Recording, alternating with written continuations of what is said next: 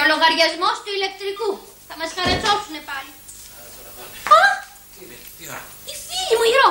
Μου στείλε καρποστάλ, τι πέθανε, ξαναπαντρεύτηκε. Εδώ και 2 χρόνια στο είπα ότι ξαναπαντρεύτηκε, αλλά εσύ δεν μ' ακούς, αυτά που δεν σε συμφέρουν δεν τα ακούς. Από το μήνα του μέλιτος μου γράφει. Κοίταξε, Βραζιλία παρακαλώ η Ρο. Να το γράφει. Ήλιος, έρωτας και σάμπα. Από τη θυμήθηκες στην ηλικία. Μάλιστα, σάμπα. Μπράβο η Ρο μου, σε παραδέχομαι, 10 να θάψεις. Μπράβο, να το, αυτό είναι ζωή. Ήλιος, έρωτας και σάμπα. Εγώ θα πεθάνω και δεν θα έχω δει τίποτα. Για τις λίγες είναι ζωή. Για τις ξύπνιες.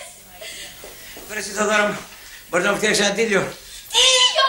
Θέλεις και τίλιο τώρα να σου φτιάξω άρρωστη γυναίκα. Θα σε πάω στην κλινική, ας φτιάξω μόνο τον τίλιο. Μήπως θες να σου φέρω και τις παντόφλες σου, Μήπως θες να σου πλύνω τα σόβρακα, μήπως θες να σου φουγκαρίσω, μήπως θες να σου μαντάρω τις κάλτσες, μήπως θες να κάνω και παρκέ. Εσύ μήπως θες να σου κάνω λίγο τίλιο, να μαλακώσει το λαιμουδάκι σου, θέλεις. Δεν θέλω τίλιο. Τι θέλεις. Πίνα κολλάτα θέλω, σαράις, τεκίλα θέλω, θέλω να ζήσω τη ζωή μου θέλω. Πόσος καιρός μου μένει ακόμα, 1 μήνες, 2 μήνες, 10 χρόνια, 40 χρόνια. Τι 40 χρόνια ρε Θοδώρα, είσαι καλά 40 χρόνια. 40 χρόνια. Παρακοζόη, τι θα γίνεις. Θέλω να ζήσω, θέλω να ζήσω τη ζωή μου. Ξυπνήσαν οι σκλάβοι, κύριε.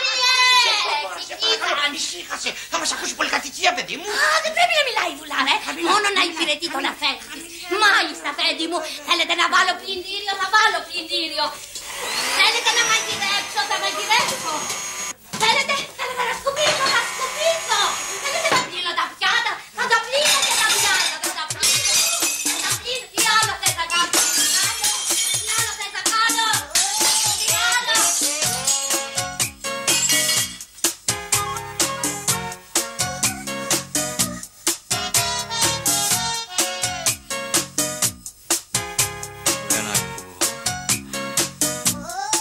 Δεν ακούω.